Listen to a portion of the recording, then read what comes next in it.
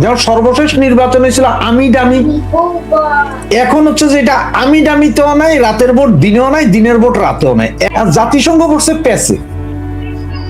কারণ পৃথিবীর বিভিন্ন দেশ অলরেডি বলছে ইনক্লুসিভ নির্বাচন, ইনক্লুসিভ নির্বাচন, ইনক্লুসিভ নির্বাচন, সবাই বলছে কিন্তু ইনক্লুসিভ নির্বাচন। এখন এই দেশগুলো জাতিসংঘ বলছে, জাতিসংঘ বলছে, যেহেতু পৃথিবীর বিভিন্ন দেশ বলা মানে জাতিসংঘ বলা, কিন্তু জাতিসংঘ তার একক কোনো সংগঠন না। জাতিসংঘটা কিন্তু বিভিন্ন জাতিসংঘের এখানে যে বার্ষিক প্রতিনিধি তিনিও এটা বলেছেন। বললাম যে জাতিসংঘ তো আপনার বিভিন্ন দেশ মিলাইয়া 260টা দেশ মিলে এই তো জাতিসংঘ সংস্থাটা। এখন তারা এর আগের পেছে পড়ছিল, ওই যে আইসা একটা কি তদন্ত কমিশন করে গেছিল, এগুলা নিয়ে খুব সমালোচনার মুখে পড়ছে, ওই যে জুলাই আগস্টের আন্দোলন। এখন এরা দেখছে যে ভাই আমরা একটু সেফ সাইডে থাকি। এখন ওনারা বললেন যে মানে জাতিসংঘের সব দেশ চাইলে জাতিসংঘ পাঠাইতে পারে। এখন সব দেশ যদি না চায়, কোন দেশ যদি না চায়, তাহলে পাঠাইয়া লাভ কি এখানে? আর ওরাও বুঝতেছে যে এখানে যেহেতু আওয়ামী লীগ বা 14 দল থাকবে না, এর ভিতরে আবার দেখছেন যে জাতীয় পার্টি ইলেকশন যাতে করতে না পারে, এই জন্য হাইকোর্টে রিটও হয়েছে। এরপর স্বতন্ত্র সদস্য যারা আছে তাদের দাঁড়াইতে দেওয়া হচ্ছে না। এগুলো নিয়ে ওরা বুঝছে যে এই ইলেকশন হবে 50% লোকের, 50% বা 50% লোকের ইলেকশন হবে। সুতরাং এই ইলেকশনে জাতিসংঘ প্রতিনিধি পাঠাইও লাভ কি, না পাঠাইও লাভ কি? পাঠাইলেই বা কি উপকার হবে, আর না পাঠাইলে বা কি হবে? সুতরাং এই জন্য এ বলছে যে মানে এইখানে আমরা এই মুহূর্তে যাব না, বা সিদ্ধান্ত নেয় নাই। এমন হইতে পারে আবার কয়দিন পরে সিদ্ধান্ত নিতেও পারে। খেলা এখনো বাকি। জানুয়ারি মাস পুরা যাবে, ফেব্রুয়ারি মাসে 12 তারিখ, অনেক দেরি। এখনই যে সিদ্ধান্ত, ওই জাতিসংঘ রাইতের আন্দারে, ওই রাইতের ভোট দিনের মতো রাতের আন্দারে আবার আরেকদিন সিদ্ধান্ত নেবে যে ঠিক আছে আমরা পাঠাবো। কখন কি হয় এটা কেউ বলতে পারে না। সুতরাং আমি এই যে জাতিসংঘ কি বললো, আর জাতিসংঘ ভাই ওর ইয়েটা কি, ভোট হবে আমার দেশে, এর কামটা কি? সোজা কথা হচ্ছে যে ওর কাজটা কি? এর তো কোনো কাম নেই। হে এসে কি রিপোর্ট দিব? হে যেখানে যেখানে যাইবো এটা তো সরকার নির্ধারণ করে দিব, অমুক যাইবেন, সেইখানে দরকারে ট্রাক বইরা গার্মেন্টস শ্রমিক নিয়ে দাঁড়া করে দিব, দেখবেন যে এরা ভোটারই না, খারাই গেছে লাইনে। জাতিসংঘকে শান্তিপূর্ণ ইলেকশন নিতেছে দেখতেছি। যেখানে গোলাগুলি ওখানে কি জাতিসংঘের গাড়ি যাবে? যে দেখি গোলাগুলির মাঝখানে দাঁড়াই আমরা একটু ছবি তুলি, 2টা ভিডিও করি, তা তো যাবে না। বা এখন আসবে এই যে যখন নির্বাচনী প্রচারটা শুরু হবে, প্রতিটা আসনে যাইবো, মানুষ থেকে জানতে চাইবো জাতিসংঘ, তা তো জানতে চাইবে না। তাহলে সে আইলে কি আর না আইলে কি, কত হচ্ছে একটা ইলেকশন হইতেছে, হইতে দেন, আমরাও দেখি। কারণ ইলেকশন হোক, হইয়া ভোটাভুটি হোক, এবার এটা 50% লোকের ভোট হোক আর 100% লোকের ভোট হোক, আমরা সমস্যা নাই তো। আমরা দেখি, ভোট দেখি। অনেক বছর ভোট দেখা যায় নাই, এবং অনেক দল দাঁড়াইয়া যে ভোট করে এটা তো দেখা যায় না অনেকদিন। তো এইবার একটু দেখি আমরা সবাই। যে ইউরোপীয় ইউনিয়ন, ওরাও তো সবসময় আমাদের দেশে পর্যবেক্ষক পাঠায় বা নির্বাচন পর্যবেক্ষণ করে। এবার তাদের পজিশন কি, আপনার কাছে কি তথ্য আছে? ইউরোপীয় ইউনিয়ন হয়তো পর্যবেক্ষক পাঠাইতে পারে। তার কারণ হচ্ছে যে আপনার এই 4-5 দিন আগে আপনার ইউরোপীয় ইউনিয়নের প্রতিনিধি দল আপনার বিএনপির সাথে দেখা করে গেছে, তারেকের সাথে দেখা করে গেছে।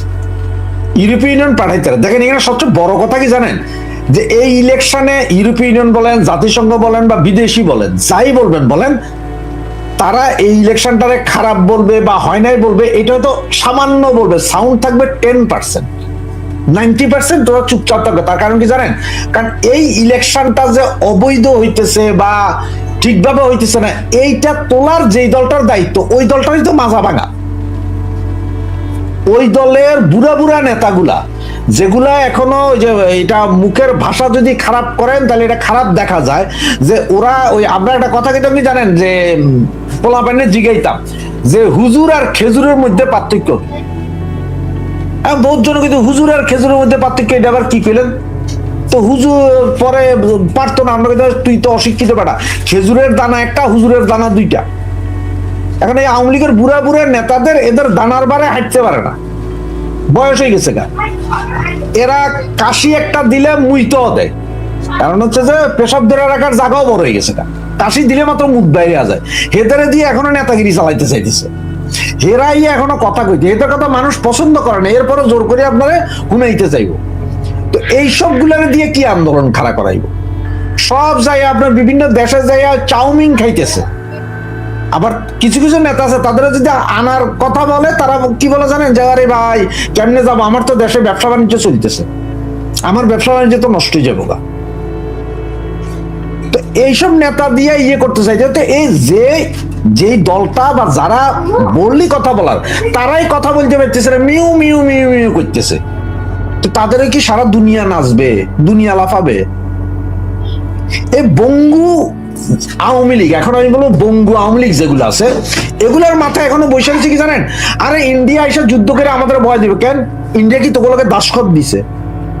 দাসখত তো ইন্ডিয়া দেয় নাই, ইন্ডিয়া তো দাসখত দেয় নাই যে তোকরা আইনা ভয় দিব, তোকরা জায়গা দিয়ে রাখছে, এটাই বল। এই কারণেই তাকে বহুত লস হইতেছে। তোকে জন্য আরো করতো, তারা কি সারা দুনিয়ার লোকে তোকে জন্য ঝগড়া করবো? তোগুলোকে মনে হয় যেন বিয়া বইছে, এগুলো তারাই তারা না। অবশ্য পোলাপানের দোষ দিই না, তৃণমূল যেসব কর্মীগুলো আছে সাফারার, এদের দোষ আমি দেই না।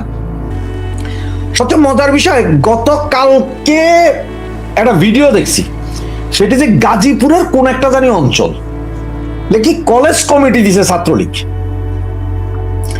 সে কলেজ কমিটি দেওয়ার পরে দেখলাম যে 70-80টা ছেলে সরাসরি মিছিল করে গাজীপুরের ওইখানে কি জানি জায়গাটার নাম আমি ভুলে গেছি গা, ওইখানে জয়দেবপুরে এক ছেলে আইসা, সে 50-60 জন লোক নিয়ে সেখানে মিছিল করে আইসা সেখানে বক্তৃতা রাখতেছে যে এই জয়দেবপুরে এই কলেজের যেই কমিটি করা হইলো, যেগুলার নাম দেওয়া হয়েছে সব ঘরে ঢুকে রয়েছে, এগুলো সব পলাতক অলরেডি। কিছু কিছু ইন্ডিয়াতে বাইকে রয়েছে। বরিশালের এক পোলারাই না জয়দেবপুর কলেজের নাকি বিপি বানাইছে, ছাত্রলীগ কমিটির সভাপতি বানাইছে বলে, হিতের বাড়ি বরিশাল। হিতেখানে ওই মেসা থেকে পড়ালেখা করে। তো এটা কি বরিশাল থেকে লোক আইনা তুই মিছিল করাবি এখানে? যেসব লোকগুলো একটা মিছিল করতে পারে না, গত 18 মাসে ফেসবুকের পেজ খুলতে পারে নাই, সেগুলা নেতা হয়। তো ওই ছেলে বক্তৃতা দিয়ে যায়, ভালো কথা কইছে সে। এরপরে আজকে সকালে শুনলাম যে সেই ছেলে সহ আরো 4 জন অ্যারেস্ট, পুলিশটা অ্যারেস্ট করছে। তো এই ছেলে নাকি এর আগেও 3বার জেলে গেছে গত 17 মাসে। আওয়ামী লীগের আমলে সে 3 বছর জেল কাটছে আওয়ামী লীগ নেতাদের গ্রুপিং এর কারণে। তো এইভাবে চালাইব দল, এখনো পয়সা খায়া কমিটি দেয়।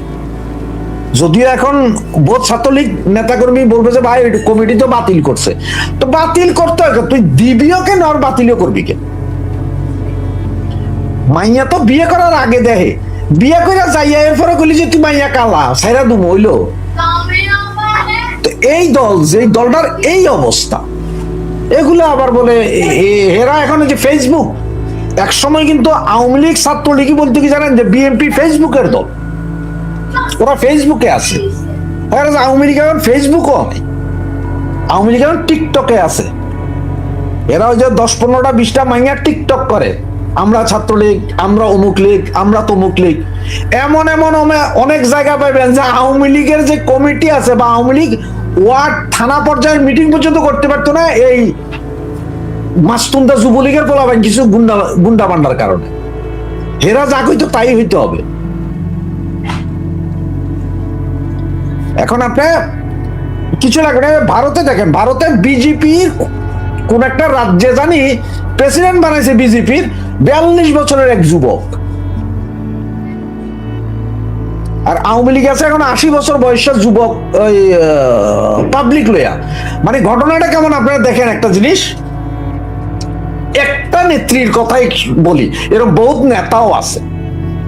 ধরেন দীপুমণি এমপি, উনি মন্ত্রী, উনি আবার কেন্দ্রীয় কমিটির জয়েন্ট সেক্রেটারি, উনি আবার সংসদীয় কমিটির সভাপতি, উনি আবার নমিনেশন বোর্ডের চেয়ারম্যান। আমি যা দীপুমণির নামটা নিলাম এই নামে।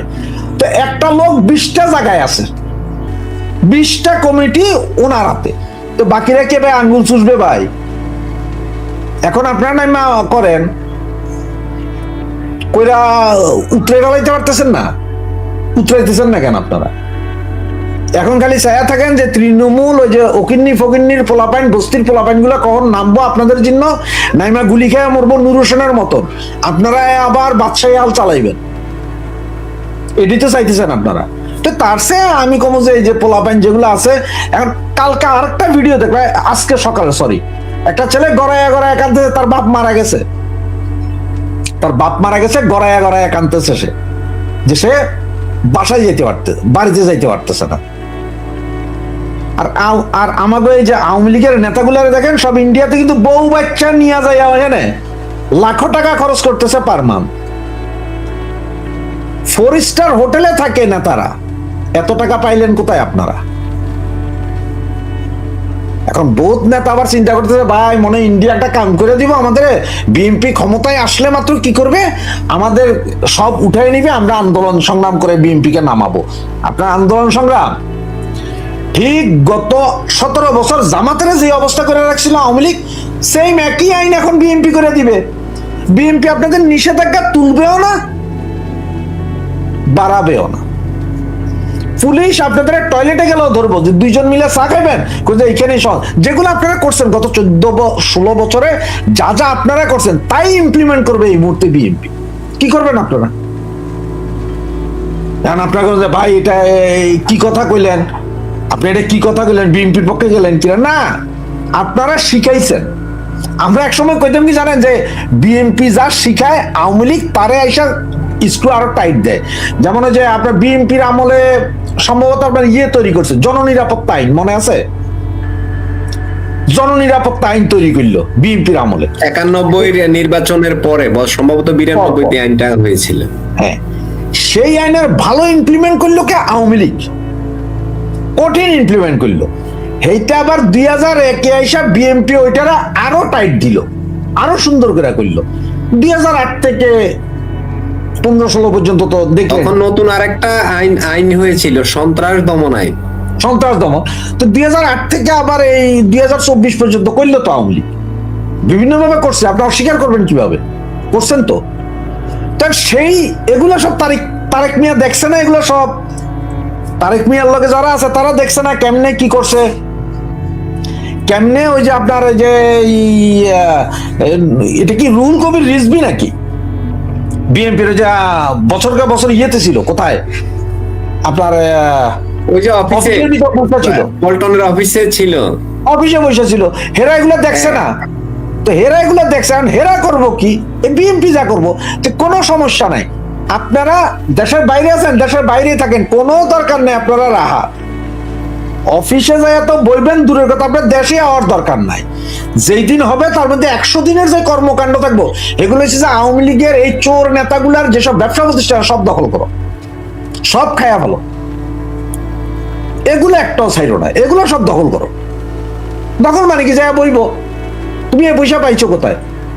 ওই যেমন ধরেন এখন আপনি এই আওয়ামী লীগের এইভাবে নেতাদের কথা কইলে হয়তো আপনাদের অনেকে বুঝতে একটু কষ্ট হইব। যেমন আপনার এই যে আমাদের এই মোংলা মাসুদ হাতিয়াবাড়ি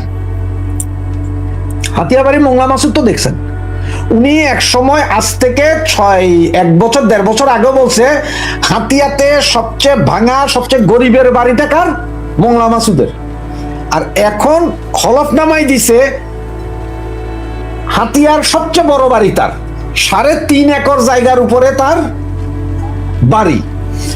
তাহলে এই 1 বছরে উনি তো কোনো কাম করেন না, কাজ করেন না, তাহলে এটা দুর্নীতির টাকা, ব্ল্যাক মানি। উনিও খাইছেন, ওনার বাপও খাইছেন, বাপের চেয়ে পোলার সম্পদ বেশি, পোলার কিন্তু কোনো কাম নাই, কোনো ব্যবসা নেই। 1 বছরে 3 একর জায়গা কিনা বা এটা বিশাল বিষয়, এটা আপনার আমার দ্বারাও সম্ভব না। তাহলে এটা দুর্নীতির টাকা। সুতরাং এই টাকা কালকে ক্ষমতায় আসার পরে বিএনপি যদি এগুলোর উপরে সবগুলোর উপর বাগলা চালায়, কি করবেন আপনি? ধৈর্য নিলাম যে জমি জমা আপনার নামে হয়ে গেছে, আপনার করতে পারবেন না, কি খাইতে পারবেন না, আপনি নিয়ে যাইতে পারবেন না। যেমন আমরা দেখছি যে আপনার সারা বাংলাদেশে রেলওয়ের যে খালি জায়গা আছে না, খালি জায়গাগুলোতে বস্তি উঠে না, যখন যে সরকারের সেই সরকারের ক্যাডার বাহিনী যে ওখান থেকে ভাড়া তোলে, তা আপনাদের জায়গা বাড়ি ঘর সবগুলো আমরা দখলে রেখে ভাড়া দিলে আমরা খাবো। বিএনপি এখন এইরকম কাজ করবে, কারণ আপনারা শিখেছেন তো, এগুলো করছেন না, এগুলো দায় দিতে হবে না। সুতরাং এই জন্য বলছি ইউরোপীয় ইউনিয়ন কেউই কিছু বলবে না, কারণ হচ্ছে যে এরা বলবে কেন? এরা কি আওয়ামী লীগের সাথে দাসখত দিছে? এটা তো আওয়ামী লীগের সাথে দাসখত দেয়নি। আওয়ামী লীগ বা ইন্ডিয়াও বলতে যাবে, ইন্ডিয়া যতটুকু বলছে এই পর্যন্ত, তাও ভদ্রতার খাতিরে হয়তো বলছে, নিজের নিরাপত্তার স্বার্থে বলছে যাতে জঙ্গি উৎপাত না হয়। হ্যাঁ, কালকে যদি বিএনপি ক্ষমতায় আইসা যদি বিএনপি যদি ঠিক মতো জঙ্গি দমন শুরু করে, যে জঙ্গি উঠতে দিব না, আমি ক্ষমতায় 20 বছর থাকার চান, তাহলে ইন্ডিয়াও কবে যে যাক চলুক, সমস্যাটা কি? 2-4 জন আওয়ামী লীগ নেতা, 100 জন আওয়ামী লীগ নেতা, 1,500 আওয়ামী লীগ নেতা মরবেন, কোনো সমস্যা নেই।